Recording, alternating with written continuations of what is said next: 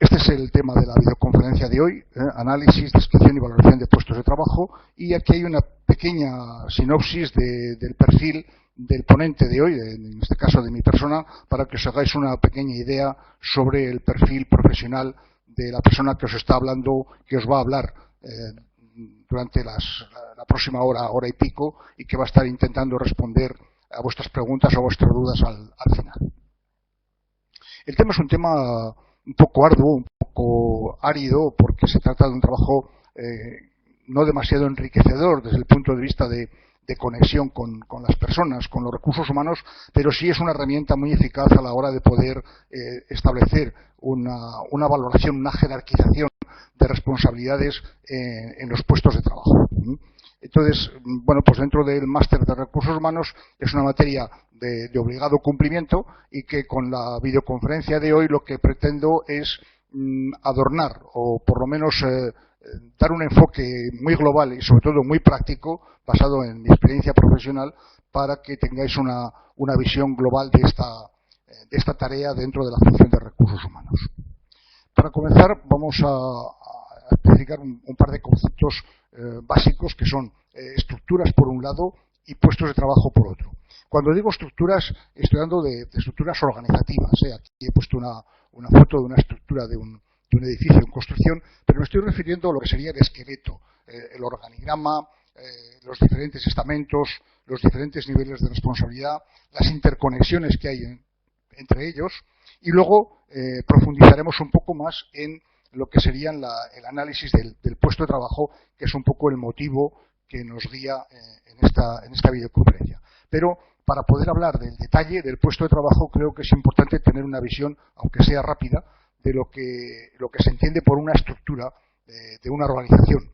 Organización que puede ser una empresa o cualquier otro tipo de institución que os podéis imaginar. No forzosamente, cuando estamos hablando de análisis y descripción y valoración de puestos de trabajo, estamos hablando de puesto de trabajo de una empresa industrial. Puede ser una empresa comercial, puede ser una ONG, puede ser un ayuntamiento, una institución religiosa, en fin, cualquier tipo de organización. ¿Qué tipos de estructuras? Pues lógicamente hay muchos y muy distintos. Posiblemente en vuestra vida profesional no lleguéis a encontrar nunca dos estructuras iguales, porque dependen mucho de la situación. Y cuando digo situación, estoy hablando de la geografía y estoy hablando también del tiempo. Es decir, no es lo mismo un país que otro, o una cultura que otra, y sobre todo el momento. Es decir, una estructura que en tiempo pasado ha podido ser muy válida, muy aplicable en cualquier tipo de organización, con el paso del tiempo se hace necesario el cambiarlo en función de circunstancias que veremos a continuación. Por eso digo que las estructuras es muy difícil hacer un arquetipo, modelo a copiar, a seguir, porque en cada situación, en cada empresa, en cada geografía y sobre todo en cada instante os vais a encontrar con circunstancias que van a hacer que las estructuras sean distintas. Un primer ejemplo, un primer dibujo, lo que sería la estructura clásica de una empresa, de cualquier organización, la clásica pirámide, en la cual en la cúpula está la máxima dirección, la máxima responsabilidad de esa organización, y luego aparecen una serie de segmentos verticales que serían pues las diferentes áreas de funcionamiento de esa organización, y en horizontal una serie de niveles. Es decir, el nivel más bajo sería el nivel puramente operativo, es decir, la mano de obra, la aportación más directa de la mano de obra o del intelecto a los procesos productivos. Luego hay un nivel táctico, que es el que se encarga de organizar, de distribuir el trabajo, etcétera, y luego un nivel estratégico, que es el que toma las decisiones al más alto nivel. Este sería un primer dibujo muy elemental, muy sencillo para entender que estamos hablando cuando hacemos una estructura. Este sería un organigrama clásico, no lo copiéis a pies juntillas. Se trata sencillamente de esa pirámide convertida en una serie de casillas, que cada casilla corresponde a un puesto de trabajo bien definido, ocupado por una persona o por varias personas, si es un puesto repetitivo, y en el cual se ven claramente los niveles de responsabilidad y sobre todo de interrelación, quién depende de qué. Esto lo habréis visto en multitud de circunstancias, entiendo que no es nada nuevo para ninguno de vosotros. Hago un pequeño paréntesis, hablaré siempre en el masculino genérico, no voy a entrar en la trampa de vosotros, vosotras, que está más en el ámbito de los políticos o de los periodistas. Quiero decir que no, a pesar de que haya mayoría femenina en la audiencia, no quiero en absoluto que haya ningún tipo de molestia porque utilice el masculino genérico. Sigo con la exposición. En algunos casos aparecen estructuras de tipo matricial, que ya no son tanto una pirámide o una cascada de menos a más, sino que aparece una interrelación ya más matricial, más cuadriculada, en la cual aparecen normalmente dos componentes. Uno puede ser el producto o el tipo de servicio que la empresa está dando dentro de su organización, y en el sentido horizontal, por poner el otro eje de coordenadas, el eje X y el eje Y, en el otro eje, en el eje Y, aparecería pues una de dos, o la propia geografía, si es que estamos hablando de regiones de actuación distinta, de zonas comerciales distintas, de zonas de producción distintas, o de proyectos distintos, porque lógicamente la compañía puede tener en un momento determinado abordar diferentes tipos de proyectos, y cada uno de esos proyectos es una unidad en sí misma en la cual, bueno, pues intervienen los diferentes productos o los diferentes servicios o las diferentes funciones, y en horizontal aparece ese otro criterio de diferenciación. Ese tipo de estructuras matriciales son muy exitosas en épocas de vacas gordas, es decir, cuando hay una situación de bonanza, pues lógicamente el podernos permitir el lujo de dividir responsabilidades de producto o de servicio en sentido vertical y de proyecto o de geografía en sentido horizontal, bueno, pues nos permite una mayor agilidad, una mayor independencia en cada una de las funciones. Pero cuando llegan las épocas de vacas flacas, lógicamente hay muchos puestos que son redundantes, que hay que simplificarlos, que hay que unirlos, que hay que reducir el tamaño de la estructura, y entonces tendremos que volver otra vez a la clásica estructura piramidal.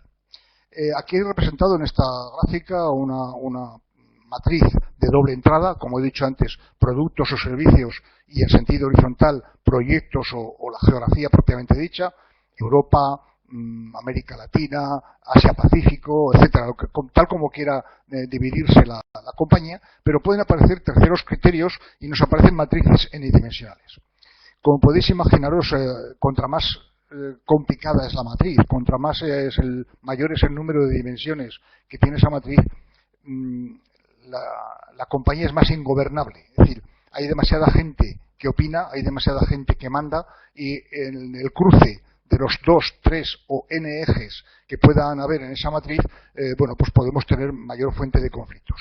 Es mucho más ágil, evidentemente, la toma de decisiones es mucho más rápida, mucho más eficaz, pero como digo, la redundancia de puestos nos lleva a que en épocas de crisis, pues mantener una estructura matricial es bastante más complicado.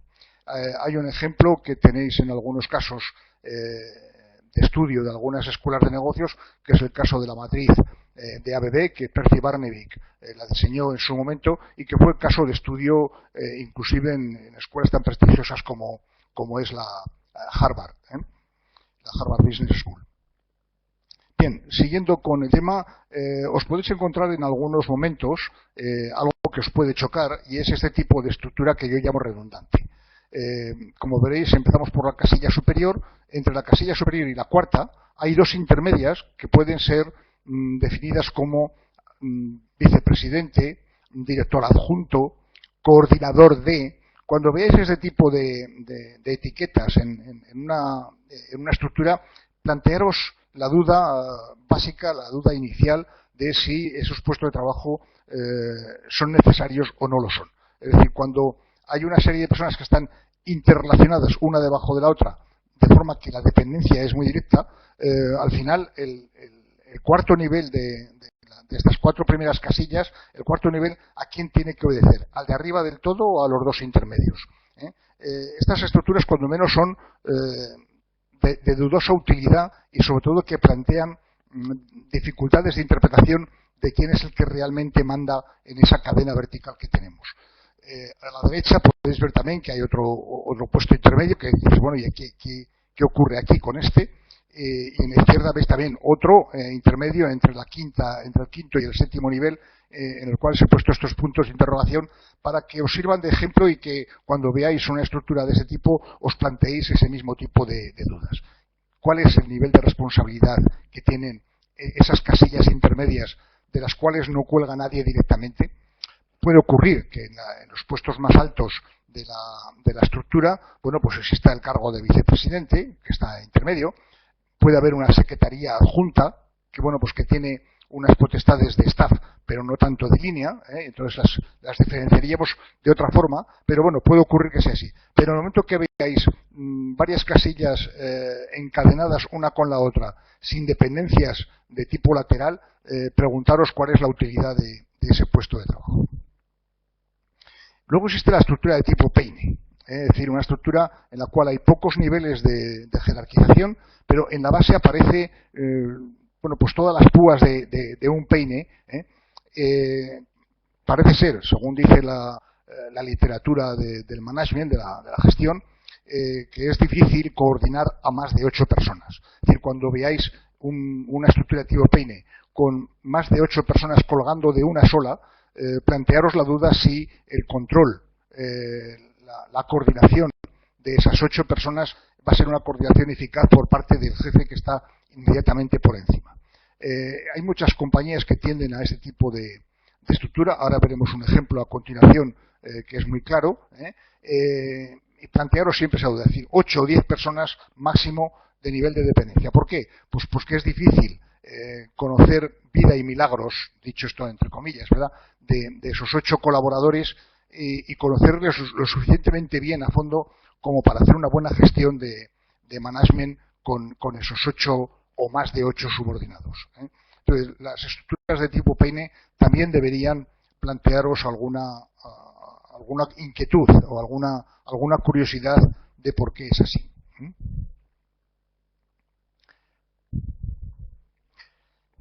Veo que alguien está conectado desde Euromed en Valencia hacia Barcelona. Está claro que estas nuevas tecnologías permiten atender videoconferencias, no importa desde dónde. Gracias por el comentario. Aquí os recomiendo un modelo de casilla cuando tengáis que trabajar y hacer algún tipo de análisis de estructura dentro de vuestras organizaciones, dentro de las empresas donde podéis trabajar. Os propongo una casilla que por sí sola puede parecer complicada el dibujarla y el rellenar los datos, pero cuando tengáis un organigrama con todas las casillas con este tipo de información, veréis que es de una gran utilidad. Evidentemente, el nombre del puesto, para saber claramente de qué posición estamos hablando dentro de la estructura.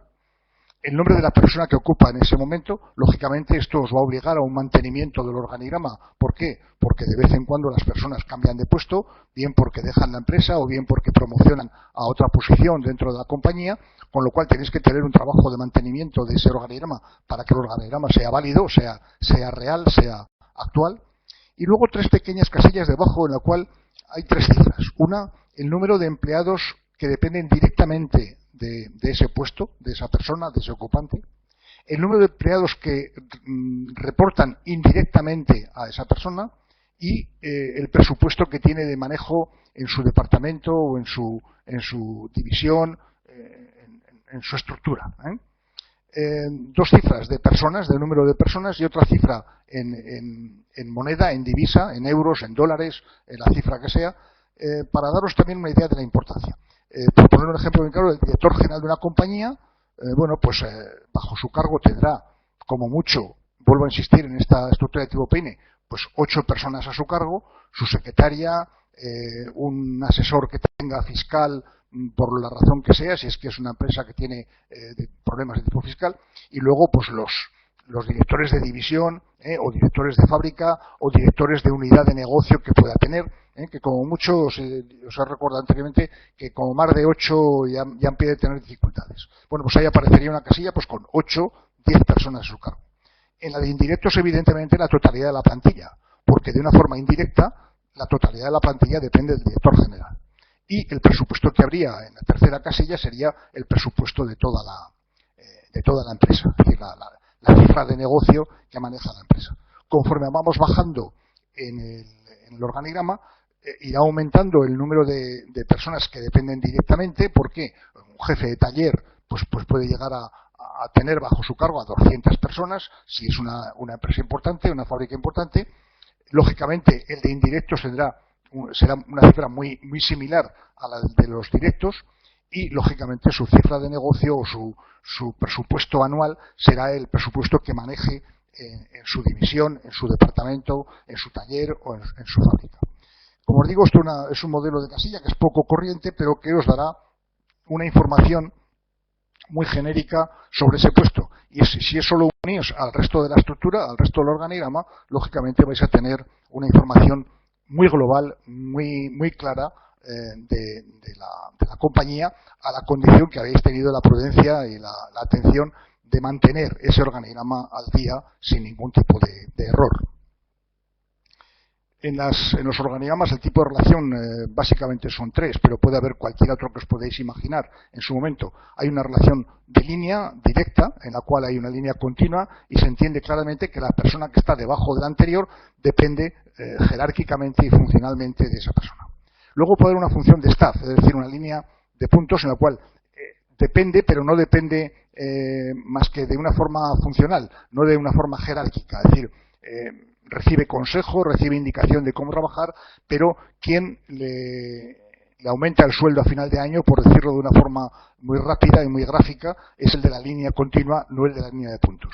Y luego puede darse el caso de la doble relación, en la cual, bueno, pues hay una cierta dependencia funcional y hay una dependencia también jerárquica al mismo tiempo. Bueno, pues os podéis inventar la línea de raya punto, o cualquier otro tipo de gráfico que a vosotros os pueda ilustrar de una forma gráfica y visual la relación de dependencia que hay dentro de esa estructura.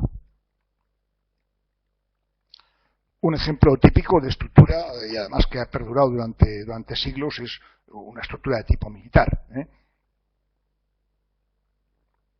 A veces se puede plantear si una estructura militar sería trasladable, sería calcable o copiable en una estructura de tipo civil. Pienso que a veces no, pero bueno, lo que sí que está claro es que una estructura militar ha persistido a lo largo de los siglos y funciona. Hay un mando, hay una relación jerárquica claramente definida. Contra más estrellas tengas, contra más galones tengas, más mandas, más poder tienes, más responsabilidad, y claramente está bien definido esos niveles de responsabilidad del capitán general a el último soldado de la última de las compañías. Pero lo pongo como ejemplo para que tengáis una referencia de que no todos son organigramas estándar empresariales, sino que también hay otro tipo de organizaciones. Este es un ejemplo típico de un ayuntamiento, de un cabildo. Está sacada de internet, quiere decir que tampoco responde a una realidad, pero aquí veréis que aparecen estos puestos redundantes en los cuales cuelga directamente del cabildo el presidente municipal, la secretaría del ayuntamiento, el oficial mayor. Entonces uno se pregunta qué diferencias hay entre el oficial mayor y la secretaría del ayuntamiento. Luego cuelgan unos staff a la derecha de la tesorería municipal. Parece como que el tesorero, bueno, pues todos hemos visto situaciones de tesorería recientemente bastante penosas. Bueno, pues parece que lo ponen un poco al margen para que sea menos controlable por la estructura, ¿verdad? Y luego veréis que aparece el peine que os he mencionado, que son todos los concejales de ese ayuntamiento, y la pregunta que me hago es si el alcalde es capaz de controlar todas las concejalías que pueda tener este ayuntamiento en función también del tamaño y la importancia del ayuntamiento. Lo pongo también como ejemplo para que veáis un poco el tipo de variedad que se os puede, la casuística que se os puede presentar en cualquier situación. Otra más que también lleva siglos vigente, que sería muy parecida a la estructura militar que hemos comentado antes, es la estructura religiosa, que va desde el Papa hasta el último sacerdote o el último párroco de la última de las parroquias de la congregación religiosa o de la comunidad religiosa. Bueno, está ahí y ha funcionado durante siglos sin grandes variaciones. Aquí no han tenido que pasar de la pirámide a la matriz y de la matriz a la pirámide, sino que esto ha estado establecido desde la noche de los tiempos y así está funcionando. Desde el punto de vista responsabilidad o mando, aquí he puesto una serie de pequeños tipos de organización. Podemos encontrarnos con una estructura muy jerarquizada a poco jerarquizada. Aquí estaríamos hablando pues de una empresa, una institución tipo militar, tremendamente jerarquizada, a una más democrática, en la cual, bueno, pues las responsabilidades y los mandos están más diluidos. Podemos encontrarnos con una institución muy centralizada, todo el poder está en una determinada oficina. Todos hemos conocido en una compañía multinacional el headquarter que hay en Zúrich o en Londres o en Detroit, y bueno, pues inclusive hasta para cambiar de agua al botijo hay que pedir permiso a la sede central. Quiero decir con ello que hasta para las más pequeñas decisiones hay que contar con la autorización del poder central. Luego hay compañías que están más descentralizadas, en las cuales se delega responsabilidades, control y poder a todos los niveles, y bueno, pues también funcionan. Todo depende de ese nivel de descentralización que tengamos en la delegación de responsabilidades.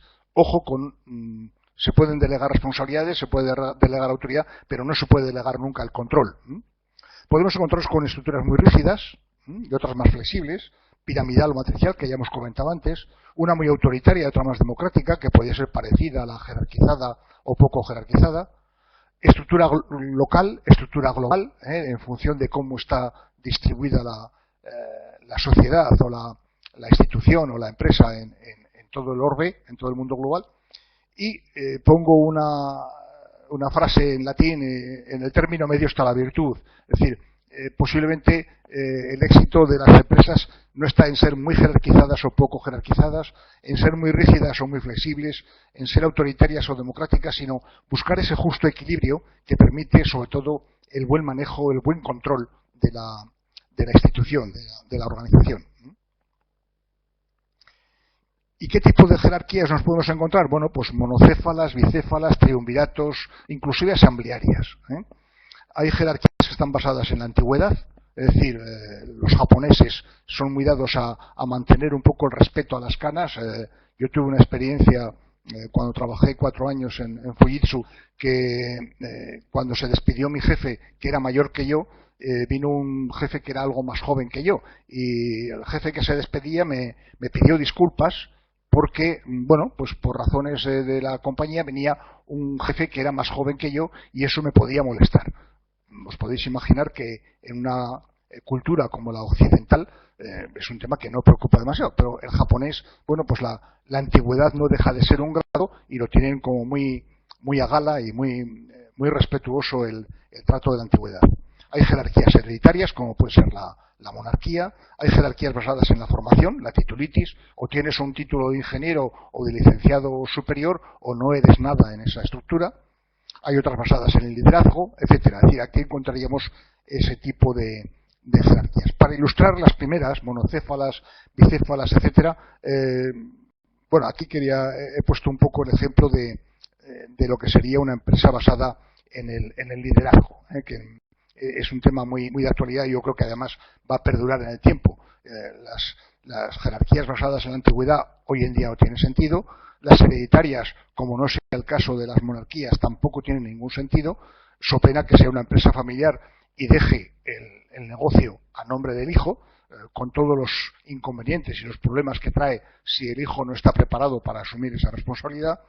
Pero yo diría que hay que basar las jerarquías por lo menos en formación, en conocimiento, en capacidades y sobre todo en liderazgo.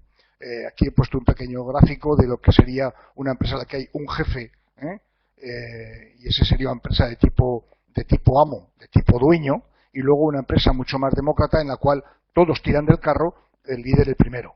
Lo veremos un poco más a continuación.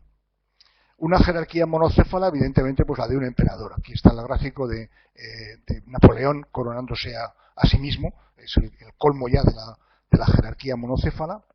Podemos encontrarnos el caso de las jerarquías bicéfalas. No he encontrado mejor ilustración que esta, pero podemos ver el ejemplo entre bueno, pues cualquiera de los reyes franceses con Richelieu al lado, etcétera, Montesquieu, etcétera, los zares con Rasputín, poli bueno, poli malo. Si vamos a al día de hoy aquí nos podíamos encontrar pues con un presidente y un vicepresidente que los dos juegan cada uno su papel, el que practica el buenismo y el que es más zorro, más astuto, más maquiavélico, por decirlo de una forma.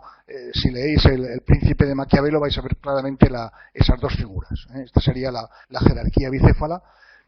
La tricéfala, el triunvirato, ha funcionado, pero en pocas ocasiones. Históricamente se recuerda a los triunviratos de la antigua Roma, Julio César, Pompeyo y Graso, que llegaron a gobernar casi exequo, repartiéndose tareas.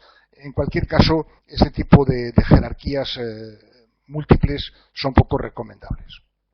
Últimamente aparecen modelos de jerarquías asamblearias que a mí personalmente me preocupan un poco, porque todo se delega al final en lo que diga la asamblea, lo que digan las bases.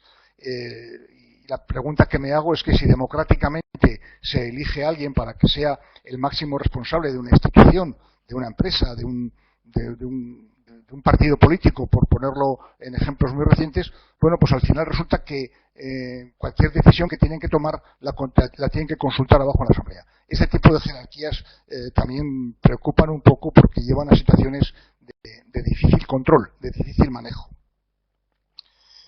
En cualquier caso, y parafraseando a Paul Valéry, que es la persona que aparece en esta foto, y además es una frase que acuñó y que yo la he incluido en muchas de mis presentaciones, sobre todo cuando hablo de futuro. El futuro ya no es lo que era. ¿Qué quiso decir Paul Valéry con esta frase tan corta, en la cual incluye los tres verbos del tiempo, los tres tiempos del verbo en una sola frase? Es decir, el futuro, lo que viene después, no es hoy lo que nos imaginábamos ayer.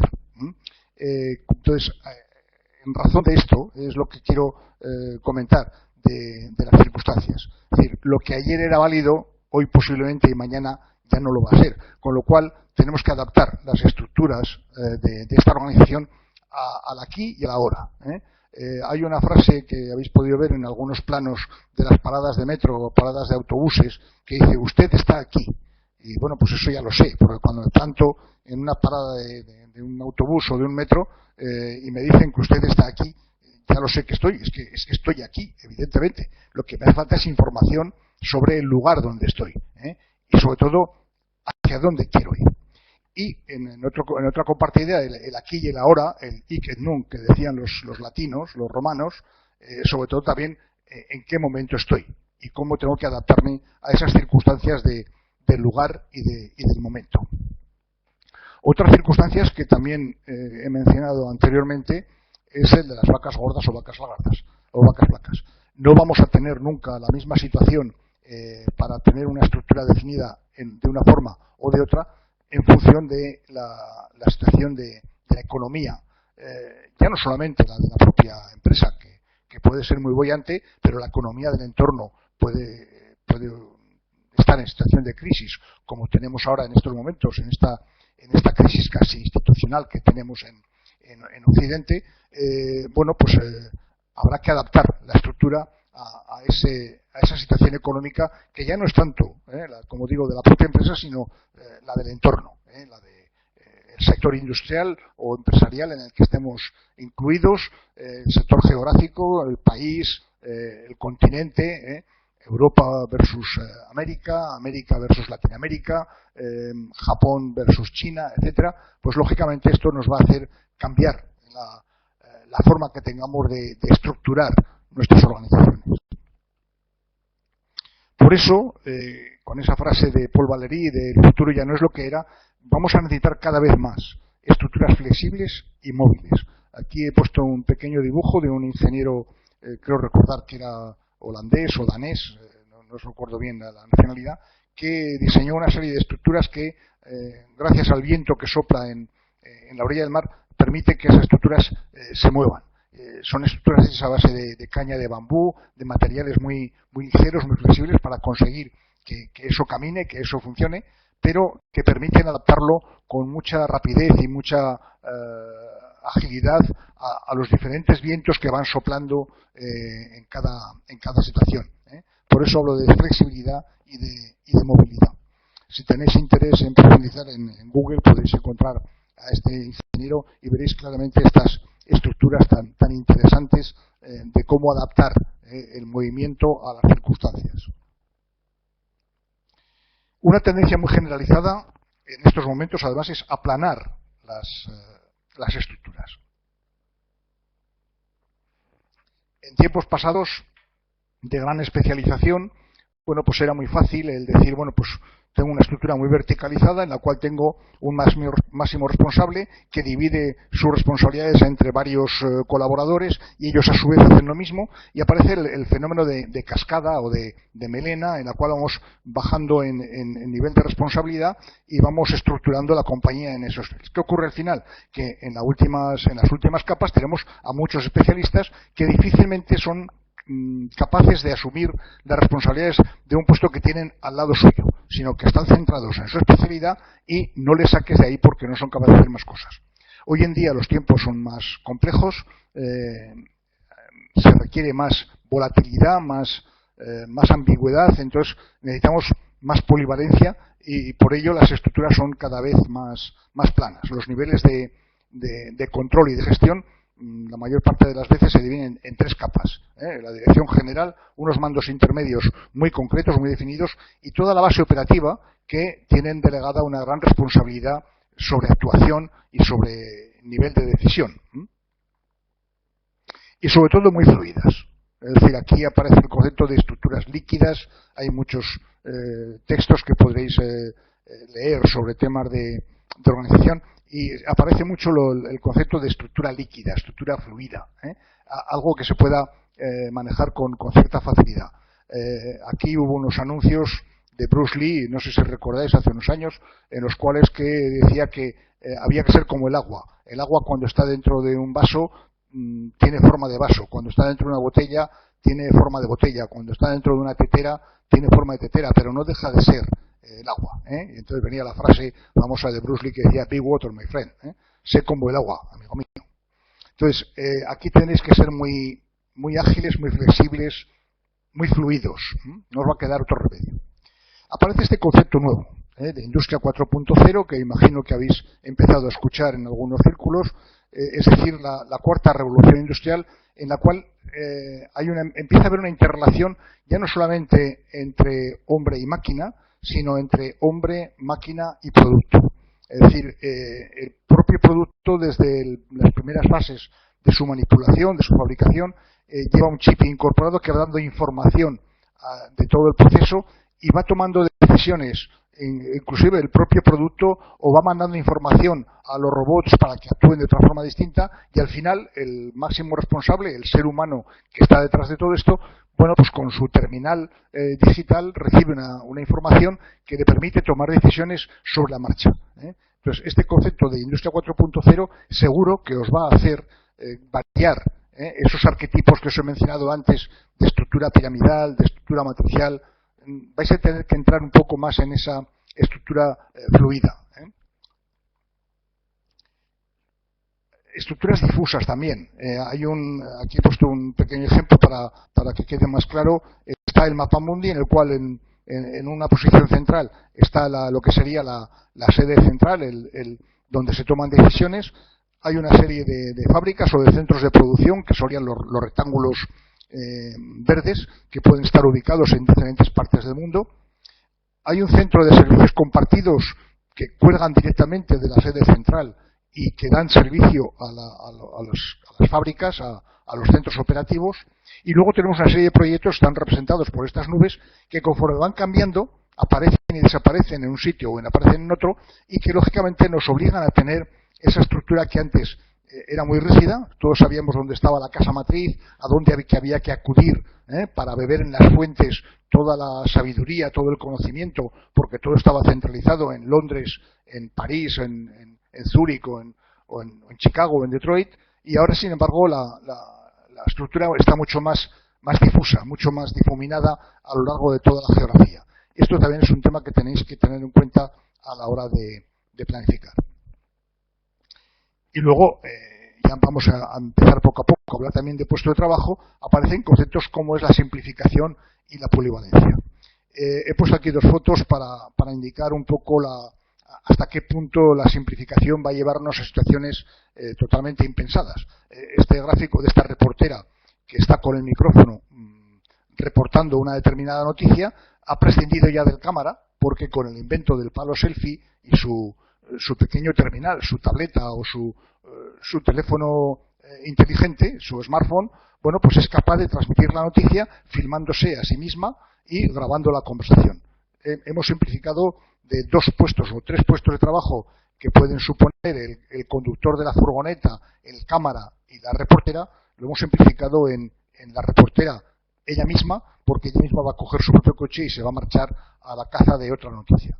En la polivalencia va a ocurrir también lo mismo, es decir, no vamos a tener ya especialistas que son capaces de hacer una sola cosa, sino que vamos a tener la situación de este polivalente que es capaz de tocar la armónica, el bombo, el acordeón, la corneta, etcétera.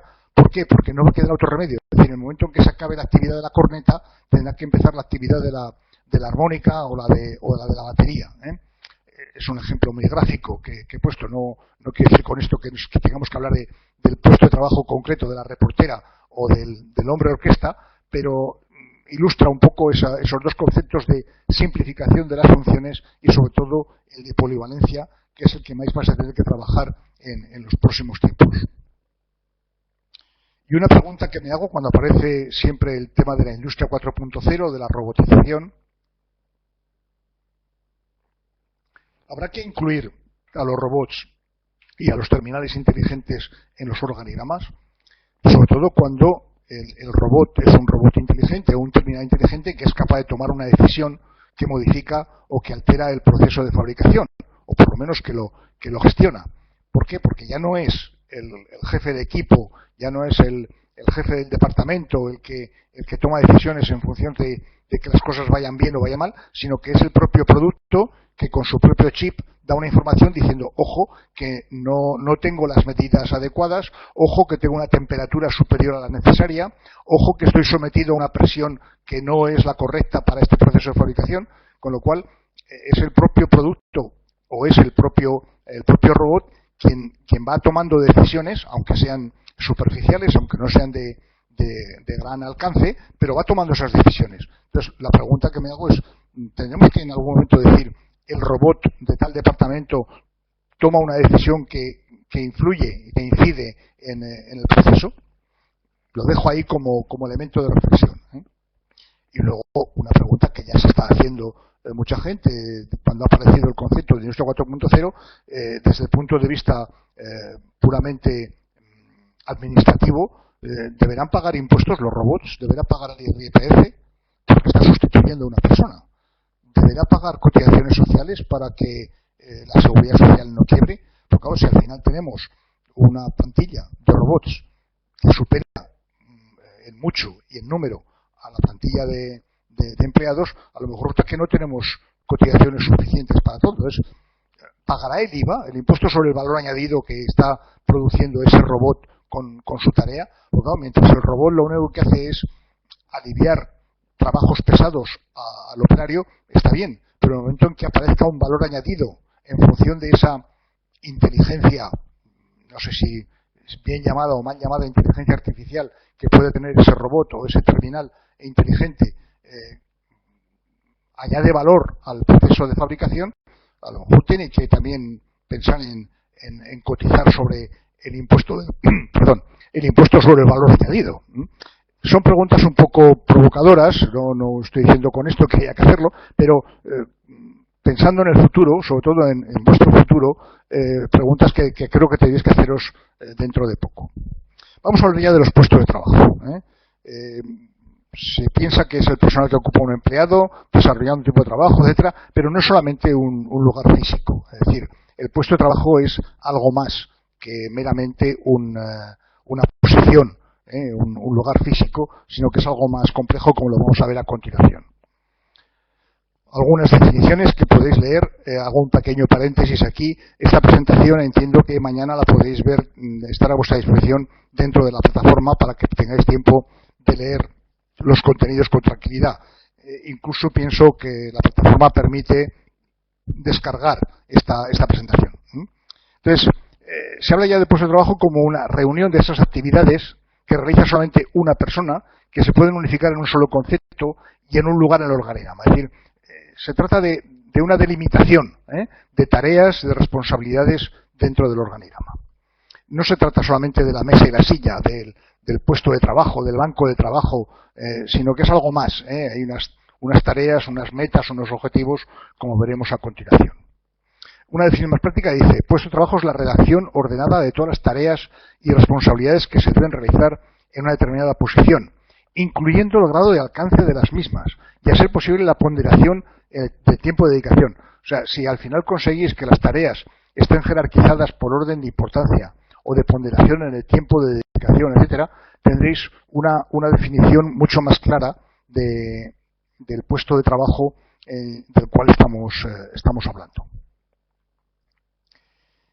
El origen del concepto del puesto de trabajo no es otro que el del taylorismo, del fordismo, es decir, cuando se pasa del artesanal, del trabajo artesanal a la primera revolución industrial y a la segunda revolución industrial, bueno, pues se hace muy necesario que cada persona en su puesto de trabajo sepa bien qué es lo que tiene que hacer, porque incide en el siguiente paso de la cadena de producción. Por eso me refiero a Taylor y a Henry Ford, que fueron un poco los precursores a finales del siglo XIX, principios del siglo XX, en lo que era la producción en serie, la fabricación en serie de cualquier tipo de producto o de servicio. Entonces, ahí aparecen una serie de tareas concretas, una serie de responsabilidades, una serie de niveles de calidad. Entonces, se hace necesario el definir, el escribir negro sobre blanco cuál es el nivel de alcance y de responsabilidad que tiene cada puesto de trabajo.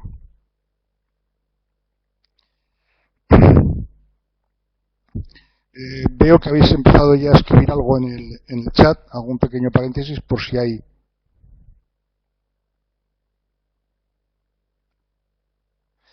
Posiblemente preguntaba alguien en el chat si se podía descargar los PDFs. Como digo, no sé si es hoy o es mañana, no conozco bien la mecánica de la plataforma, pero lo que sí es que sé seguro que vais a tener el acceso a esta información con el tiempo. Bien, este es un poco el ejemplo que comentaba del taylorismo, es decir, se hace necesario por esta serie de razones que os acabo de comentar. Podéis ver esta presentación que se lee difícilmente en la pantalla por una letra muy pequeña, pero que lo tenéis a vuestra disposición. Desde el punto de vista de etimología de la palabra donde viene puesto, pues es el lugar señalado para la ejecución de algo, y hay otra acepción que es la de posición. Los anglosajones hablan más de job position que de puesto, de post, job post, sino job position, y que es la categoría o condición social de una persona respecto a las demás. Por eso es importante que en la definición del puesto de trabajo se haga de una forma muy concreta, muy sencilla, pero que todo el mundo entienda qué nivel de responsabilidad tiene esa persona. Jefe de sección, jefe de departamento, tesorero, responsable de selección. Con 2 o 3 palabras poder resumir claramente cuál es el puesto de trabajo.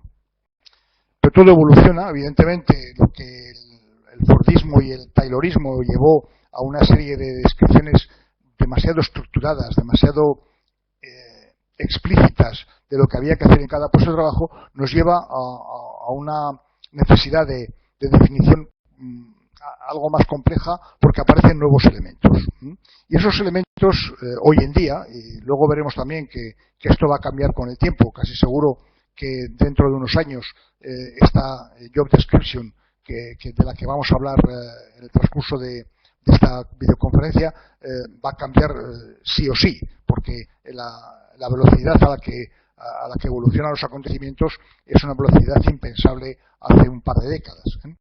Pero hoy por hoy, bueno, pues para describir un puesto de trabajo necesitamos un título, una somera descripción, una finalidad, cuál es la misión que tiene ese puesto de trabajo, es decir, qué se consigue en ese puesto de trabajo, una situación en el organigrama e inclusive una situación física, como veremos después, perdón, una relación de dependencia, de quién depende y qué subordinados tiene por debajo, una posición en la cadena de valor, si es que tenemos una cadena de valor bien definida en la estructura, las tareas a realizar, los clientes y proveedores internos, es decir, de dónde recibe información o de dónde recibe el producto y a dónde envía ese producto o esa información una vez que la ha elaborado, las responsabilidades que tiene que cumplir, qué medios utiliza para hacer ese trabajo, qué condiciones de trabajo tiene en su entorno, y sobre todo las condiciones de recepción y entrega del material o del servicio que está realizando.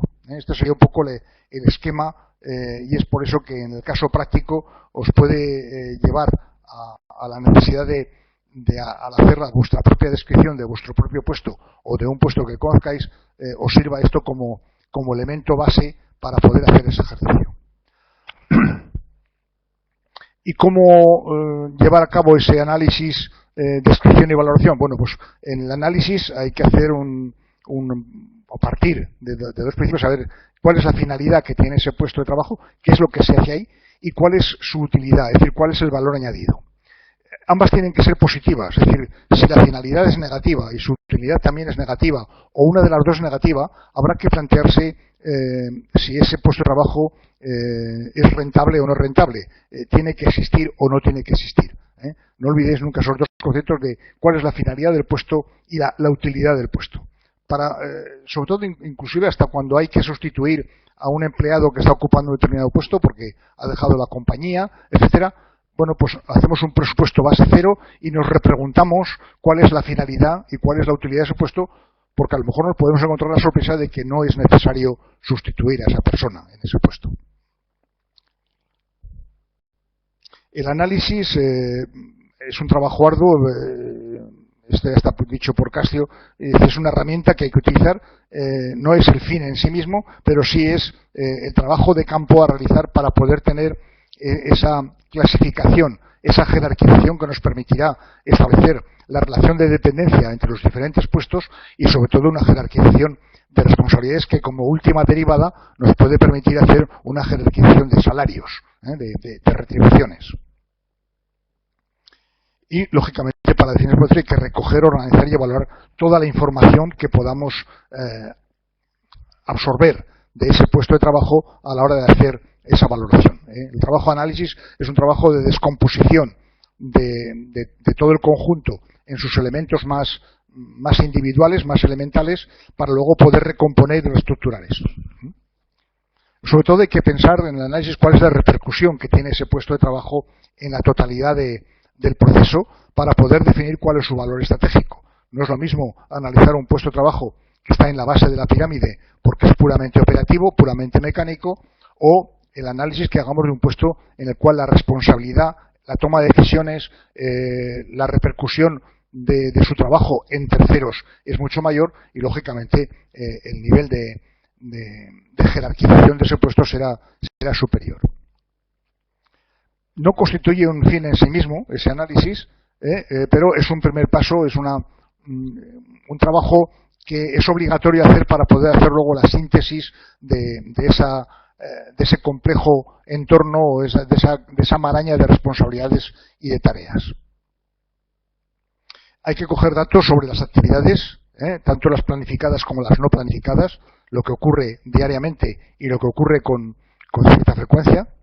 ¿Cuáles son las responsabilidades de supervisión y responsabilidades técnicas que hay en ese puesto? Si es un trabajo fijo en comparación con un trabajo temporal. El tiempo que se invierte en cada una de las tareas para compararlo con actividades ajenas. Lógicamente, si hacemos una jerarquización es porque estamos comparando unos con otros. En una evaluación de puestos de trabajo interesa casi más cuál es la diferencia relativa entre un puesto y otro que el valor absoluto que pueda tener, porque lógicamente no vamos a tener una única escala de medidas, aunque veamos luego algún método que nos sirve para hacer ese tipo de evaluación, pero va a ser difícil tener una escala absoluta. Al final conseguiremos más diferencias relativas entre unos y otros que no diferencias absolutas. La descripción debe contener el mínimo número de parámetros que ayuden a esa identificación y que evite confusión. Es decir, tenemos que ser muy escuetos, muy concretos en esa descripción. El título, muy corto, muy explícito esto sin ambigüedades, responsable de producción, jefe de tesorería, técnico comercial, director general. Es decir, 2, 3 palabras, no hace falta más, porque en el momento que empecemos a complicar la titulación del puesto, va a ser mucho más difícil que podamos hacer comparaciones, hacer benchmarking con otras empresas o dentro de la propia empresa. Y sobre todo sin ambigüedades. Hay a veces cuando aparece el decir coordinador de... la palabra coordinador a mí me pone un poco los pelos de punta, me sale un poco desalbullido el mero hecho de que algo de... No, si hay una responsabilidad, hay una responsabilidad. Por eso muchas veces me ha gustado mucho más utilizar la palabra responsable de que jefe de. ¿Por qué? Porque se entiende que responsable es aquel que es capaz de responder. Indicar claramente la finalidad de ese puesto, una clara definición, qué es lo que hay que conseguir. Por ejemplo, un selector de talento, un selector de personal, es proveer a los clientes internos del mejor talento disponible en las mejores condiciones para la empresa. Es decir, se trata de buscar al mejor candidato que mejor se adapta a la empresa en ese momento y sobre todo con un salario que no provoque desequilibrios internos y desajustes internos en la política salarial. Es lo que quiero decir con las mejores condiciones para la empresa. No se trata de buscar el candidato más barato, porque lógicamente ese sería un mérito del sector de personal, pero lo que la finalidad tiene que ser bien clara, es decir, conseguir el mejor talento en las mejores condiciones para la empresa. Y con eso tenemos bien clara cuál es la finalidad de ese puesto. Hablábamos también de la ubicación. Es importante que en el organigrama sepamos claramente dónde está, de quién depende, a quién reporta, qué personas dependen de él, etcétera.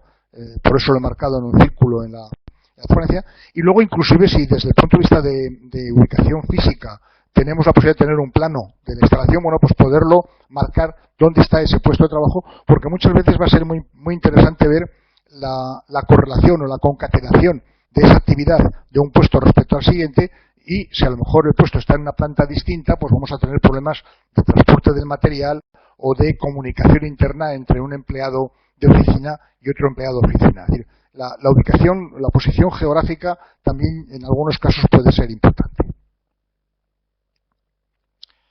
Si la empresa, como he dicho antes, tiene definida una cadena de valor, desde la entrada de las materias primas por una parte y por otra parte la salida del producto final o del servicio que se entrega al cliente, también valdrá la pena poder marcar dentro de ese mapa de la cadena de valor dónde está ubicado el puesto de trabajo del que estamos hablando. Tareas. Es importante hacer una relación detallada de todas las tareas inherentes a ese puesto de trabajo, es decir, no dejar ni una, de forma que al final, cuando esta job description, esta descripción del puesto de trabajo que vamos a entregar al propio empleado, bueno, pues que no se llame a engaño de que no le habíamos dicho que tenía que hacer también aquello. Muchas veces no es que a mí nadie me dijo nada respecto a esto, con lo cual evitamos ese tipo de malos entendidos o de confusiones. Una redacción simple, clara, que todo el mundo la pueda entender.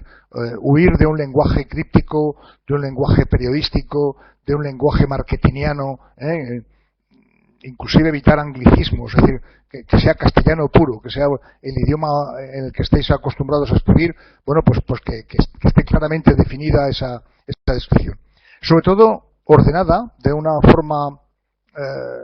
esas tareas pues de una forma cronológica, si es que la cronología tiene su importancia, porque lógicamente para hacer una cosa previamente habrá habido que hacer otra. Entonces, si la podemos redactar o escribir de una forma cronológica está bien, o bien si la cronología no tiene tanta importancia, pues a lo mejor el orden de prelación de responsabilidad sobre ese proceso. Y entonces podemos indicar primero lo más genérico y luego llegar a las tareas de más de detalle. Todo dependerá del tipo de puesto de trabajo que estamos analizando, que utilicemos un criterio o utilicemos otro. Lógicamente, tener en cuenta cuál es el encadenamiento entre el cliente y proveedor interno. Es decir, en esta imagen he querido representar pues la relación que hay en un proceso de fabricación en serie, pues la importancia que tiene que el empleado que está en el puesto anterior es el proveedor del siguiente, y ese empleado es a su tiempo el siguiente es cliente del anterior, porque recibe la la pieza semi-elaborada de la anterior. Es decir, esa relación cliente-proveedor internos es importante el tenerla bien clara. Además de las tareas, es bueno el tener también marcado el nivel de responsabilidad que se tiene en cada acción a desarrollar. Es decir, y sobre todo, cuál es el nivel de control sobre esa acción. Es decir, el control hay que delegarlo, o hay que pasarlo, hay que elevarlo al jefe superior, y sobre todo, cuál es el grado de delegación que hacemos al nivel inferior dentro del organigrama. Que quede bien claro ese nivel de responsabilidades en cada caso, para que luego no haya engaño de decir, oiga, es que esto no es, no me paga usted por esto. Pues mire, sí, le pago porque en la job description lo tenemos así establecido, que este nivel de responsabilidad es suyo y no es delegable en personas que están por debajo de usted en el organigrama. Una definición que no hay que olvidar. Muchas veces pensamos que responsabilidad es una cosa, pero no viene del latín, viene de response, del inglés, y de ability, es la capacidad o la habilidad de responder de nuestros actos, de nuestras acciones. Por eso comentaba antes que la palabra responsable de, o la definición de un puesto de trabajo como responsable de, es una definición que me gusta mucho porque aclara mucho las definiciones. Deben aparecer también en esta job description, en esta descripción del puesto, las fechas y los plazos, fechas de ejecución o plazos que tiene para hacer determinado trabajo. Es decir, si hay una función que tiene una relación muy directa con el puesto siguiente, sabemos que esa pieza o ese producto o ese papel, ese documento, lo tenemos que entregar al puesto siguiente en unos plazos concretos. En algunos puestos de trabajo es muy crítico, como puede ser en un contable el cierre mensual. Parece que hay una especie de rito en el cierre mensual dentro de los profesionales de la contabilidad, pero lo mismo puede ocurrir con cualquier otro puesto de trabajo, bien sea un puesto de producción, de entrega de un producto semi-elaborado al puesto siguiente o al taller siguiente. Eso requiere, lógicamente, una definición bien clara en fechas o en plazos de entrega. ¿Y qué factores a considerar en el diseño del puesto? Bueno, pues tenemos que tener en cuenta el nivel de riesgo, pero riesgos de muy diferente tipo. Si el puesto es un puesto manual o es intelectual o es mixto, no es lo mismo hablar de un puesto de trabajo en el cual se ejecutan operaciones manuales con un determinado producto, que si se aplica un valor intelectual de conocimiento sobre un determinado servicio. ¿Qué responsabilidades hay inherentes a ese puesto? La ergonomía, es decir, si son puestos de trabajo en los cuales la ejecución es cómoda, o por el contrario son puestos de trabajo que requiere pues unas posiciones físicas. Pues estoy pensando en un montador, en un fontanero, en un tornero, en un albañil, etcétera.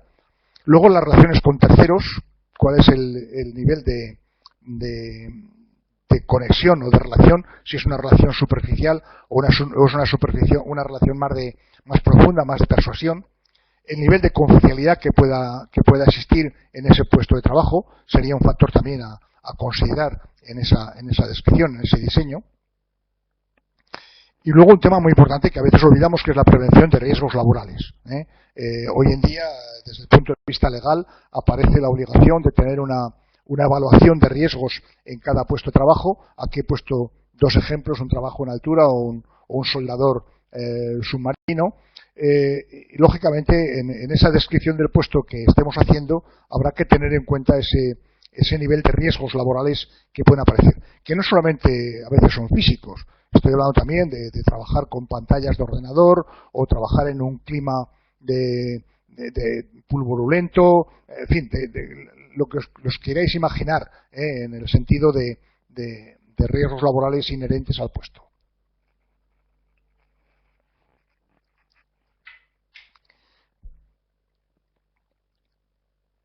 Habrá que también indicar en la descripción del puesto, en esa valoración, bueno, pues los medios que se van a poner disponibles para la ejecución del trabajo. En la parte izquierda veréis pues herramientas en el caso de un puesto de trabajo manual, de un taller. En la derecha, bueno, pues material de oficina para que el trabajo burocrático se pueda realizar correctamente. Lo mismo con los elementos de protección individual, los conocidos como EPIs, que deben suministrarse en función del grado de riesgo, de seguridad que exista en ese puesto de trabajo. he puesto los más elementales para un trabajo en construcción o un trabajo en montaje, pero bueno, lo mismo puede ocurrir con otro tipo de actividades. Es decir, cada puesto de trabajo, en función de su nivel de riesgo, llevará también sus elementos de protección individual bien definidos.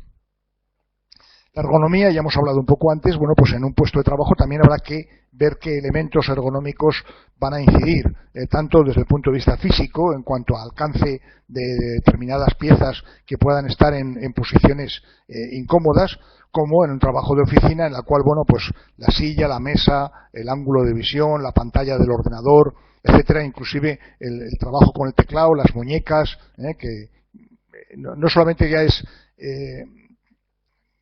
hacer un análisis sobre esos riesgos físicos o de accidente que se puedan producir, sino la comodidad, la facilidad para poder realizar el trabajo sin que aparezca una fatiga, un cansancio que no permita soportar la jornada de trabajo de una forma cómoda, de una forma fácil. El criterio de confidencialidad también es importante a considerar. Hay puestos de trabajo que por su propia índole requieren, bueno, pues un despacho independiente, un despacho aislado. ¿Por qué? Porque las conversaciones, la información que se maneja en ese puesto es muy confidencial, pero hay otros puestos de trabajo que se pueden poner en áreas abiertas, en áreas libres. ¿Por qué? Porque la información que se maneja no repercute en absoluto en la seguridad o en la estrategia de la compañía. Luego hay que tener mucho también en cuenta la interrelación. Como comentaba antes, la posición de un puesto respecto al otro está muy directamente relacionada con la interrelación entre puestos. Es decir, si tenemos un puesto de trabajo en una esquina de la oficina o del edificio, y el inmediatamente después en la cadena de valor o en la cadena de producción está en la esquina opuesta, algo estamos haciendo mal, porque tendremos ahí una distancia a salvar que nos va a llevar, nos va a ocupar tiempo y posiblemente nos va a costar dinero inclusive. El trabajo en equipo es fundamental también, el tenerlo en cuenta. Si son equipos de trabajo que trabajan de una forma muy conjunta, muy coordinada. He puesto el ejemplo del pit lane de una carrera de Fórmula 1, porque ahí se ve claramente la necesidad de esa correlación. 3 mecánicos por cada neumático, el de la gasolina, el de la limpieza, el de los spoilers, el que levanta el coche y lo baja para que pueda salir, etcétera. Ahí tenemos toda una correlación de actividades que tenemos que tener muy en cuenta a la hora de hacer esa definición del puesto de trabajo. ¿Qué importancia tienen estos factores? Bueno, pues la evolución de esos puestos nos ha llevado a que los derechos y las obligaciones, tanto para las empresas como los empleados, nos obligan a tener esa capacidad de analizar la evolución de esos puestos de trabajo y sobre todo las condiciones que están relacionadas con derechos y obligaciones de ese empleado. Es decir, muchas veces esos factores no van solamente ligados a la ejecución, sino al nivel de responsabilidad que tiene el empleado para con el puesto de trabajo, y lógicamente del empleador para el propio empleado con relación a ese puesto. El modelo que hemos de utilizar para esa descripción del puesto de trabajo tiene que ser lo más sencillo posible, en un formato de fácil manejo y fácil lectura. Yo diría que como mucho un par de páginas. No deberíamos ser capaces de resumir esa descripción en un par de folios, o en un mismo folio por la cara y por el revés.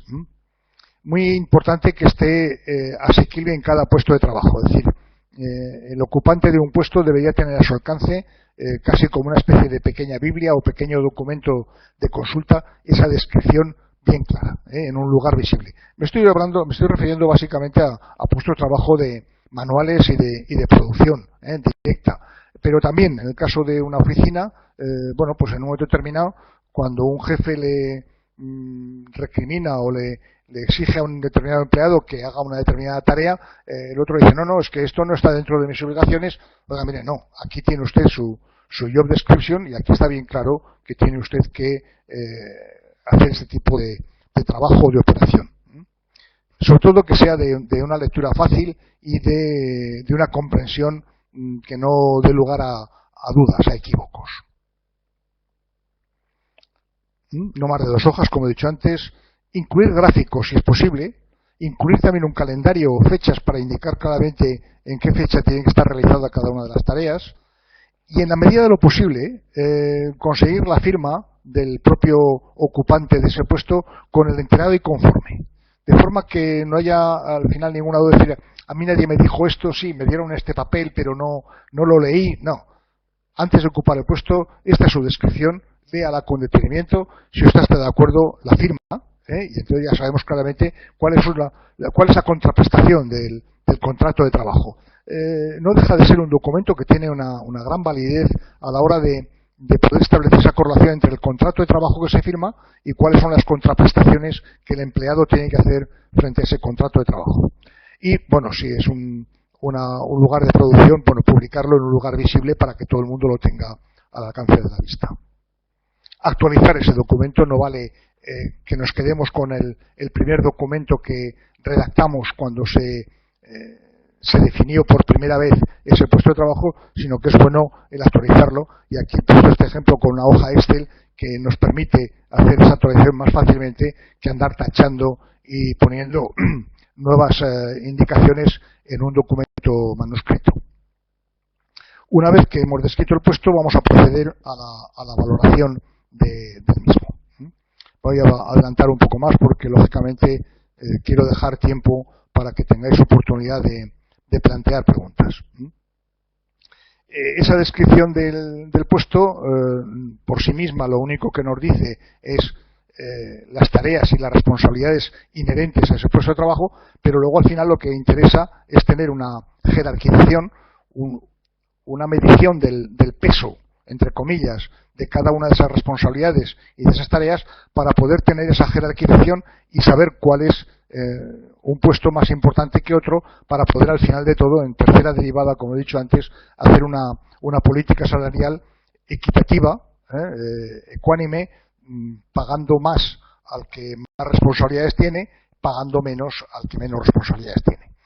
Sería un subproducto de este análisis y de esta valoración de puestos, pero que tiene su repercusión, sobre todo una repercusión muy importante, porque pueden aparecer los agravios corporativos siempre. Oiga, usted me está pagando menos de lo que yo me merezco o menos de lo que yo aporto a la empresa. Sin embargo, si podemos demostrar con un sistema equitativo de valoración de puestos de trabajo, podemos dar cualquier tipo de explicación a esos agravios comparativos. Oiga, que yo gano menos que fulanito, o que fulanita. Pues mira, no, usted gana lo que tiene que ganar porque esta es la valoración que tenemos hecha de su puesto de trabajo.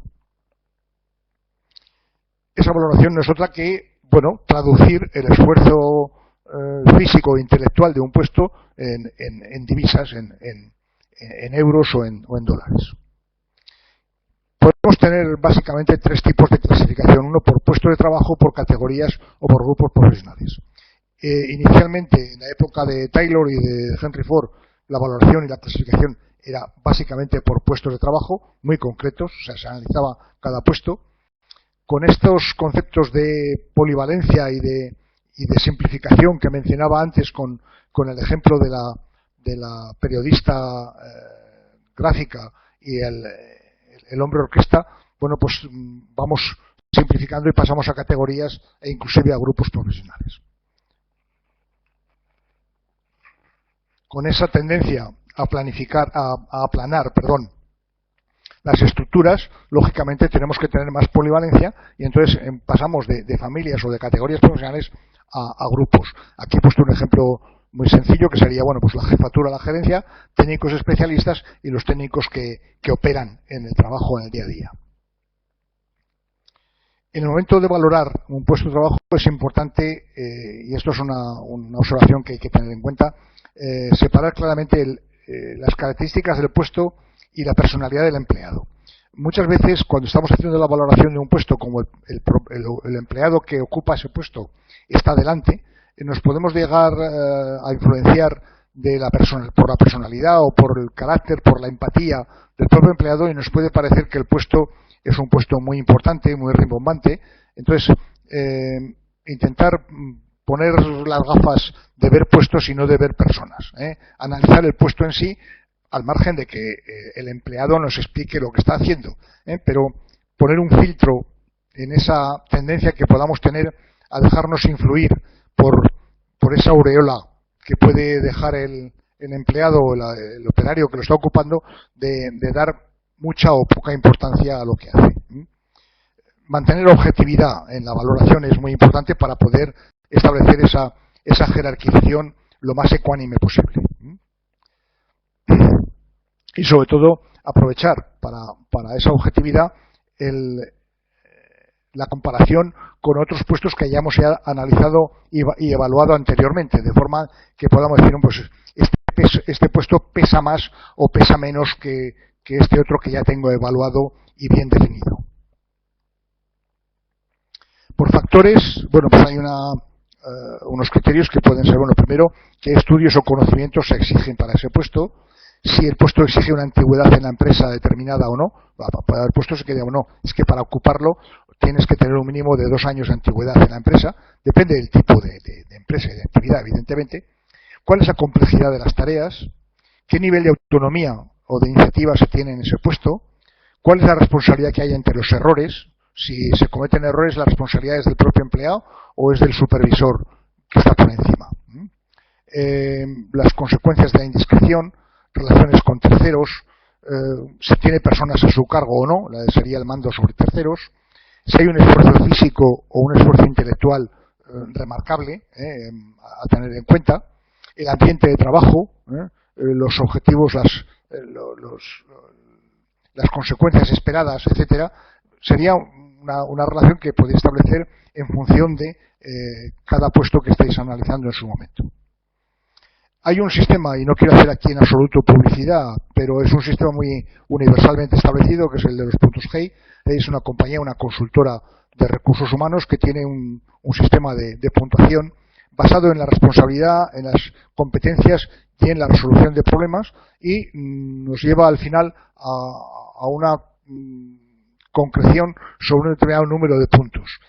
Como ese sistema, como digo, es universal, permite hacer benchmarking con otras compañías y decir, bueno, pues si queremos ver cómo tenemos pagada a la secretaria de dirección o al jefe contable, una vez que tenemos bien definido el puesto de jefe contable o de secretaria de dirección y le tenemos asignado una serie de puntos, cuando lo comparamos con nuestro colega de otra compañía o dentro de la propia empresa, bueno, pues podemos ver de qué nivel, en base a unos puntos numéricos, podemos establecer esa correlación o esa comparación de unos frente a otros.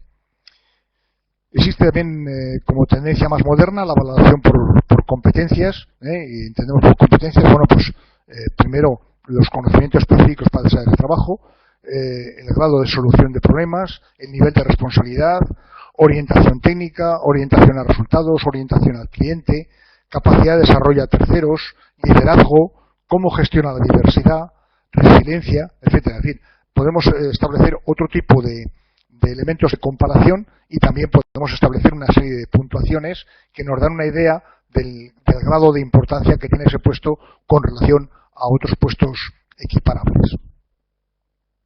Luego, una vez que tengamos esta clasificación bien por puntos, bien por competencias, podemos tener una comparación de perfiles de lo que sería el perfil mínimo del puesto exigido, que es el que está representado en rombos azules, y en una barra o una especie de gradación horizontal podemos ver el alcance en cada una de las competencias o en cada uno de los factores que tenemos analizado a ese empleado, y vemos si su perfil supera al mínimo exigido por el puesto o se queda corto, y comparando el perfil mínimo exigido para el puesto con el perfil del ocupante podemos ver el grado de exceso o de defecto que puede tener de esa persona frente a la responsabilidad que le hemos encomendado, y de esta forma poder establecer un sistema bien de evaluación o un sistema también de detección de necesidades de formación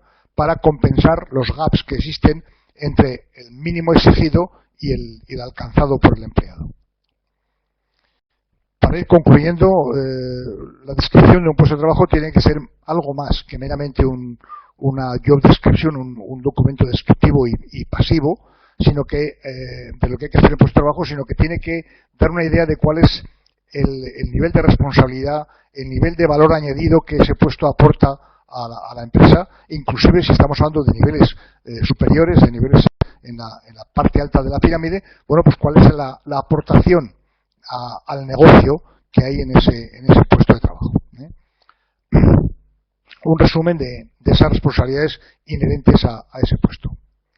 En el supuesto de empresas manufactureras, bueno, pues al principio hemos visto que ese análisis por factores pues puede ser muy eficaz. ¿Por qué? Pues porque estamos hablando de puntos muy concretos, pero conforme estamos pasando de empresas de fabricación, de producción pura y dura, a empresas de servicios y sobre todo empresas de tipo tecnológico, en el cual, bueno, pues la aportación de talento es más importante que la aportación manual o de ejecución de un determinado proceso en un servicio, esto va complicando más la descripción, porque aparecen conceptos más sutiles y de redacción un poco más complicada que no meramente la redacción de el operario tendrá que coger la pieza de este puesto, manipularla, hacerle 2 taladros y pasarla al puesto siguiente. Eso lo podemos resumir de una forma fácil.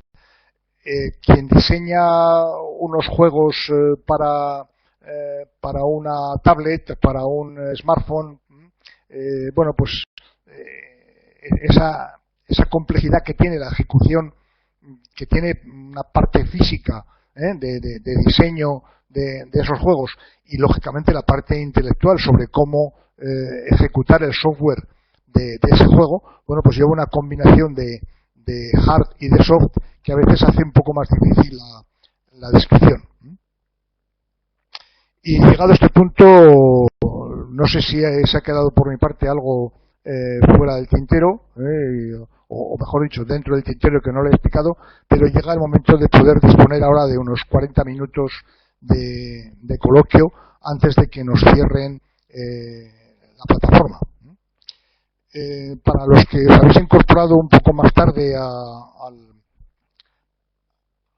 la conexión, deciros que en la plataforma, en el pizarrón 2, está el caso práctico, lo podéis ver ahora, que como digo es un ejercicio a hacer a posteriori para sobre un puesto que conozcáis por referencias o un puesto que hayáis ocupado o que estáis ocupando en este momento, bueno, pues ser capaces de redactar esa job description. Lógicamente no se trata de que hagáis una valoración, pero en el caso de que apliquéis algún tipo de competencia, bueno, pues de 0 a 10 o de 0 a 7, bueno, ver cuál sería ese perfil de mínimo de exigencias en cada uno de esos factores que podéis incluir a la hora de hacer la descripción y tener una herramienta que os puede servir un poco de autoevaluación de vuestro propio puesto de trabajo.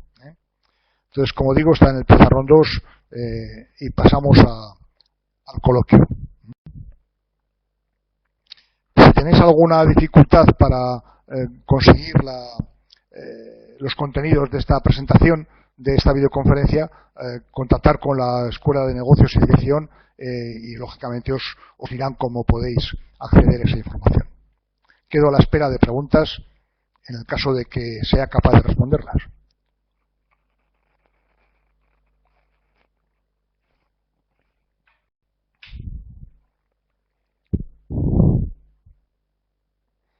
Por eso os sugería antes que en el transcurso de la presentación, cada vez que se presentara alguna duda, alguna inquietud, la fuerais escribiendo en el chat para poder empezar a responder.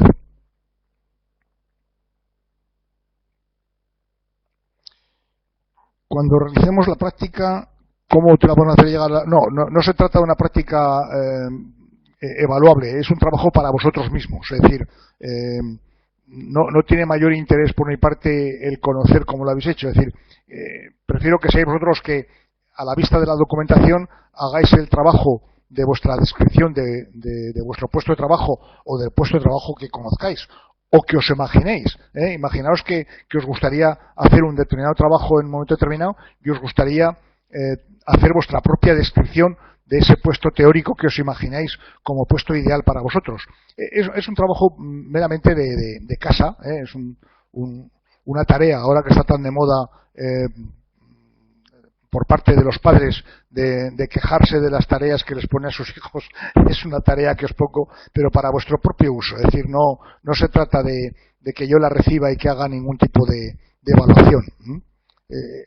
Es un trabajo propio para vosotros mismos. Asentar conocimientos, evidentemente, y sobre todo que os sirvan de reflexión, es decir, si habéis entendido bien lo que yo os he explicado en esta hora y 20 minutos que ha durado mi exposición, mi pequeño rollo. Más preguntas. Cuando no hay preguntas me entra la duda de si no se ha entendido nada o si por el contrario todo estaba tan claro que no hay que...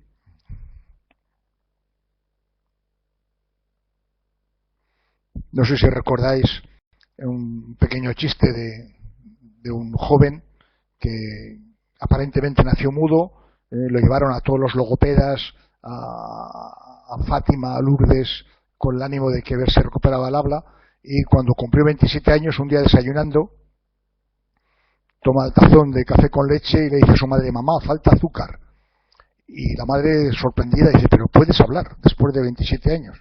Dice: sí, y como no le he dicho nada hasta ahora, dice: hasta ahora todo estuvo correcto.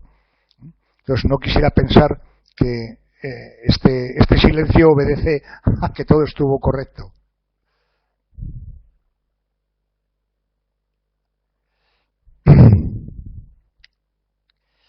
Cristina pregunta: ¿puedes explicar con ejemplos responsabilidades a cumplir? Me confunde con las tareas que para mí ya son responsabilidades. Las tareas son meramente ejecución, es decir, ¿qué es lo que hay que hacer? Y ahí se describe cómo hay que hacerlo. Cuando estamos hablando de responsabilidades son las consecuencias de lo que se hace. Es decir, esto hay que hacerlo, pero hay que hacerlo bien. ¿Por qué? Porque si lo haces mal, el siguiente en la cadena de producción o en la cadena de valor va a tener problemas, va a tener que o bien devolverte lo que estás haciendo o corregir lo que has hecho mal. Es decir, y sobre todo cuando estamos hablando de delegación de responsabilidades de jefe a subordinado. En una cadena de valor hay que tener bien en cuenta decir, cuál es la responsabilidad de cada uno y cuál es la responsabilidad del jefe superior o cuál es la responsabilidad que delego en el inmediato inferior.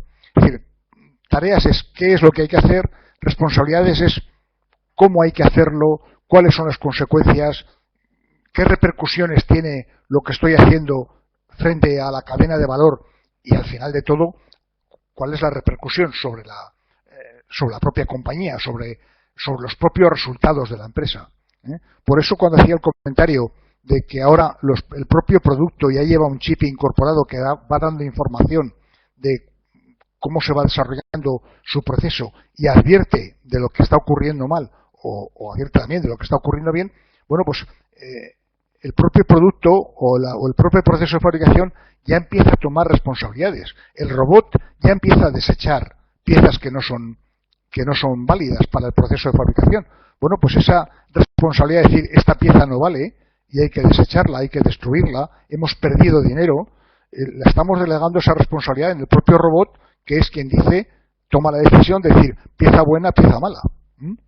Entonces, tareas es ejecución pura y dura, responsabilidades es consecuencias de lo que estamos haciendo.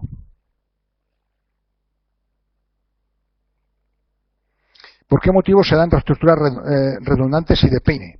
Bueno, las redundantes evidentemente es por una mala organización.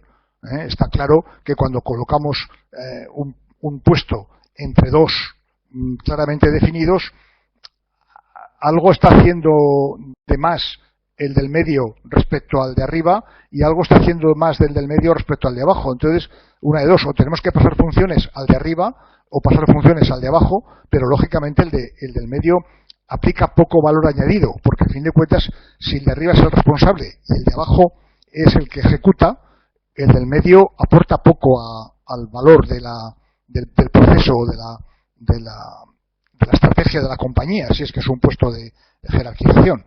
Por eso he dicho que a lo mejor tiene su justificación. Puede ocurrir en algún momento determinado que el jefe ya es un jefe veterano y ha colocado a a un delfín que está en formación y bueno, pues lo colocas entre medios el deputy, y el deputy pues en algún momento determinado cuando se jubile el jefe de arriba ocupará su cargo, pero son posiciones temporales y que tienen que estar bien justificadas, si no algo estamos haciendo mal, porque en el medio, si no aporta ningún valor a la cadena de la producción o del servicio de la empresa, algo hemos hecho mal. Y el peine, como he dicho antes, es muy difícil que un jefe controle, coordine a más de 8 personas, 8 o 10. También depende de la capacidad intelectual del jefe, evidentemente, pero los libros hablan de 8 o 10 personas, entonces cuando veáis un peine con más de 8 púas, poneros a temblar.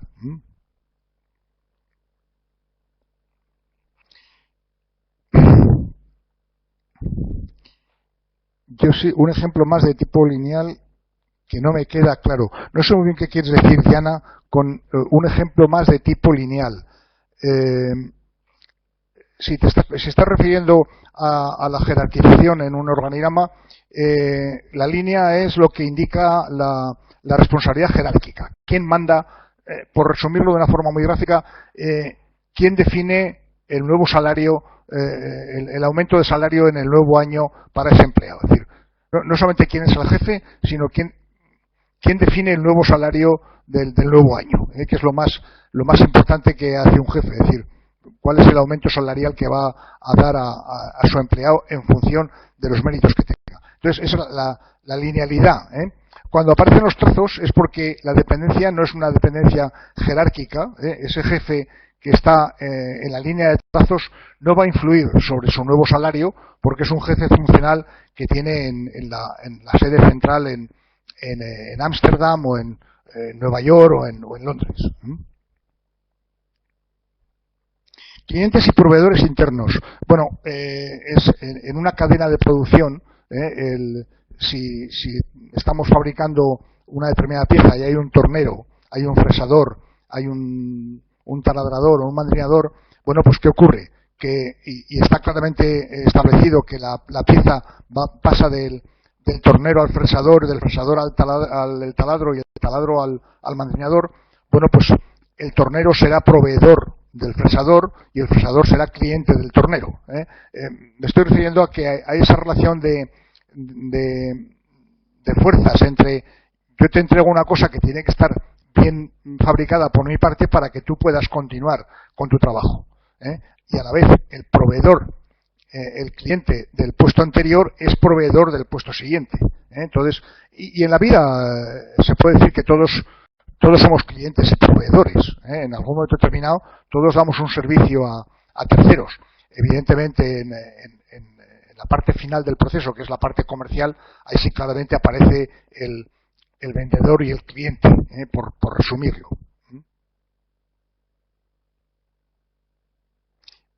Pregunta Joana, ¿nos puedes dar un ejemplo de empresas? No sé qué tipo de ejemplos. ¿Podría ser un poco más concreta con la pregunta?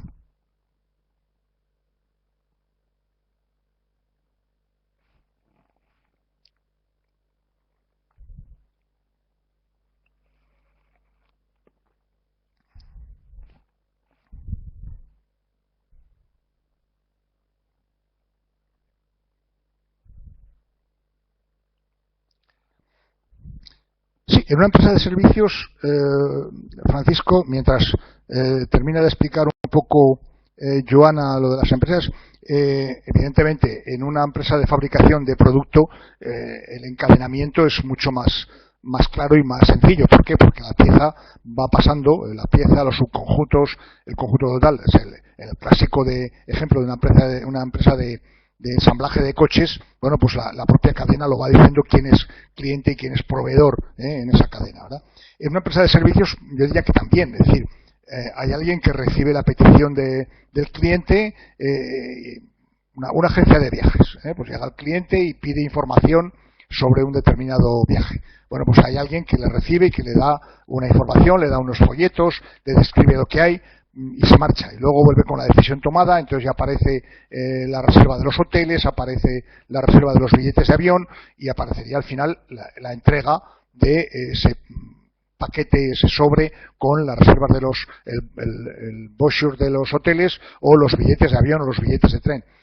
No deja de ser un encadenamiento, y entre medio pues hay gestiones telefónicas, pagos que hay que hacer, y hasta que no se ha pagado no se pasa al paso siguiente de entregar los billetes. Bien, no deja de ser un encadenamiento también. Es decir, cuando hablo de productos o servicios prácticamente es lo mismo.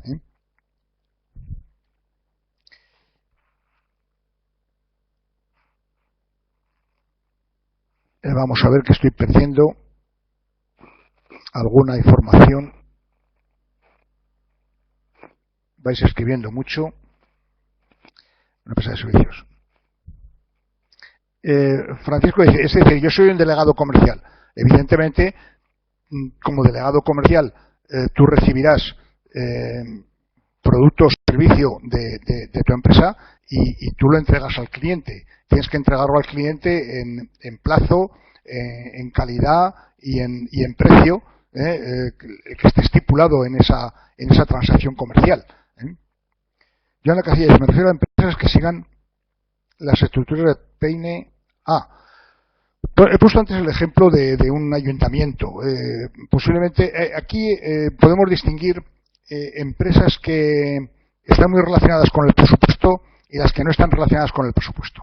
Es decir, las empresas que necesitan justificar y medir bien su rentabilidad están obligadas a tener estructuras sencillas, simples, eficaces y evidentemente eliminarán aquellos puestos que no tengan una finalidad y una utilidad claramente definida.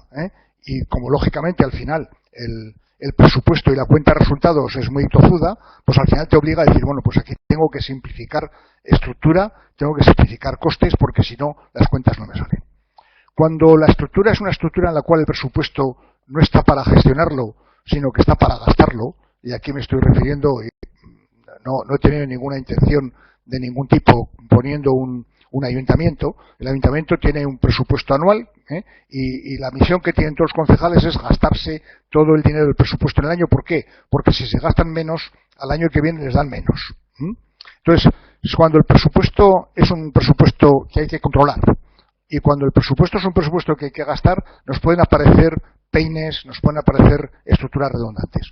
Cuando una empresa, la finalidad que tiene es la de ganar dinero y ser competitiva, ser rentable y ser sostenible en el tiempo y en el espacio, ahí no queda más remedio que ser muy eficaz y entonces la organización, la estructura que tengamos va a ser una estructura muy eficaz. Por eso he dicho que en los tiempos que corren estamos tendiendo a estructuras más planas, a estructuras más flexibles, estructuras más fluidas.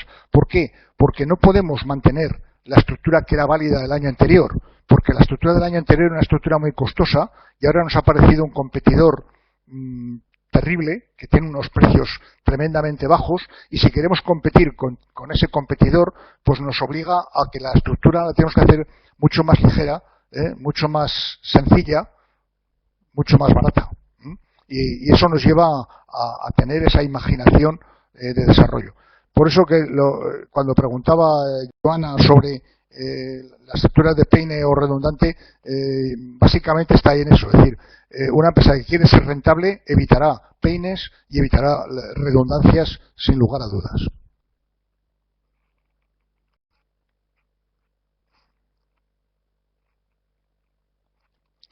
Francisco, ¿quién sería proveedor o cliente en una de servicios siendo un comercial? Para el comercial, el cliente es el cliente final, sin lugar a dudas. Cliente final, ojo, que puede ser, si estamos hablando de un negocio B2B, es decir, business to business, tu cliente es la empresa que te compra a ti. Y tu proveedor es tu propia empresa que te está entregando el producto o el servicio o el proyecto que tú vas a mostrar a tu cliente. Si estamos hablando de un B2P, es decir, business to person, entonces tu cliente final es la persona a la que te estás vendiendo. Es decir, en este caso sería un negocio de un distribuidor, de un Mercadona, de un Carrefour, que es un distribuidor que vende ya al usuario final, al que se va a comer el yogur o al que se va a comer las patatas o las naranjas que está comprando el final. Entonces, en el caso del business to person, el cliente final es el consumidor. Si tú estás atendiendo o vendiendo proyectos a otra empresa, que esa empresa a su vez tiene clientes consumidores finales, lógicamente será tu empresa. Es decir, tú en tu puesto de trabajo tienes un cliente que es la empresa a la que estás atendiendo, a la que tienes asignada como comercial, y tu proveedor es el que te entrega el producto que vas a entregar, o el proyecto, o el planning, lo que entregues tú, el deliverable que tú vayas a entregar a tu cliente es lo que trae. Entonces tu empresa, el último eslabón de tu empresa es tu proveedor, y tu empresa cliente es tu cliente. Pero eso puedes hacerlo en cualquier... Por eso decía antes que todos somos proveedores y clientes al final. Como personas físicas, lo único que consumimos como clientes finales es lo que compramos para vestirnos, para comer, etcétera. Lo demás, las demás transacciones comerciales de cliente-proveedor básicamente están entre empresa y empresa.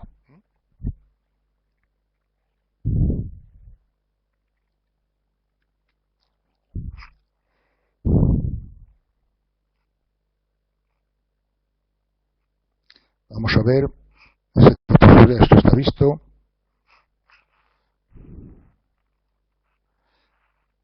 Si nos pudiera dar algún ejemplo de empresas que tengan ese tipo de estructuras. Bueno, esto ya está comentado. A veces la estructura está relacionada con el sector concreto, eso es cierto, sin lugar a dudas. Es impensable poder trasladar una estructura de una oficina de proyectos a un gran almacén de distribución de productos de gran consumo. Una oficina de proyectos o una consultora de proyectos tiene un jefe de proyecto, bueno, tiene un gerente evidentemente, pero tiene una serie de técnicos que serían los project managers. A partir de ahí tienen una serie de técnicos en función, si es un proyecto complejo, imaginemos una planta llave en mano o una obra civil como puede ser el AVE de la Meca no recuerdo ahora otro sitio, el clásico AVE que está construyendo España en Arabia Saudí. Bueno, pues ahí tendríamos la infraestructura de la vía, los vagones, las subestaciones para distribuir la electricidad, el tendido eléctrico, la catenaria. Entonces, para cada una de las secciones de proyecto tiene un project manager y debajo una serie de técnicos que están trabajando en ello, desde el más experto hasta el último diseñador de planos, que son los que va a entregar a la empresa constructora. Sin embargo, en la estructura de una empresa de distribución, como puede ser un gran almacén o un hipermercado, bueno, pues tenemos el gerente del centro, una única persona, tenemos muy poco staff, porque lógicamente la contabilidad está centralizada, las compras están centralizadas, etcétera. Entonces tenemos solamente los manipuladores, es decir, las personas que se encargan del almacén de productos a colocarlos en las estanterías, y los cajeros y las cajeras. Ahí tenemos una estructura mucho más simple y más en la cual tenemos 3 niveles de responsabilidad: jefe de centro, manipuladores y los que cobran. Y los que cobran están en peligro de extinción porque cada vez más el propio cliente, hemos delegado el cobro en el propio cliente, que va haciendo con ese lector de códigos de barra, va haciendo la lectura y se va calculando su propia cuenta. Y al final entrega el lector de barras con los 100 y pico euros que se ha podido gastar, pasa la tarjeta y hasta luego. Evidentemente el tipo de estructura y el sector, el tipo de empresa y el sector va a condicionar, es el aquí y el ahora que comentábamos al principio.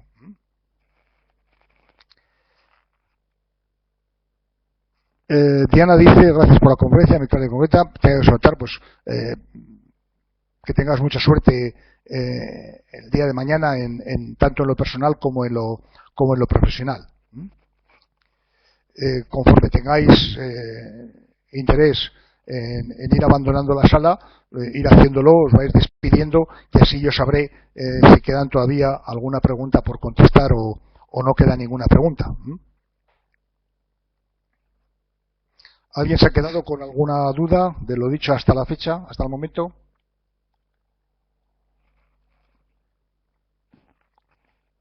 Joana se despide, que dice que no tiene más preguntas. Mucha suerte y tal vez nos veamos en una siguiente conexión. Natalia, muchas gracias. Si estás de acuerdo con Diana, ya estamos de acuerdo los tres. E intento en este tipo de exposiciones, bueno, pues explicar lo que me gustaría que me explicaran a mí. No hay nada que agradecer. Gracias a ti, Francisco. Yo también me despido, Joana. Todo muy claro, Tamara, te lo agradezco.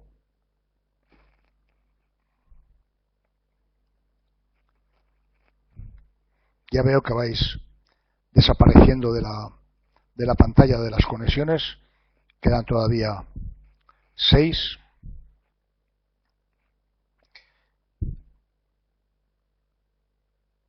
Supongo que en una próxima conexión coincidiré con alguno de vosotros. Gracias a ti, Tamara.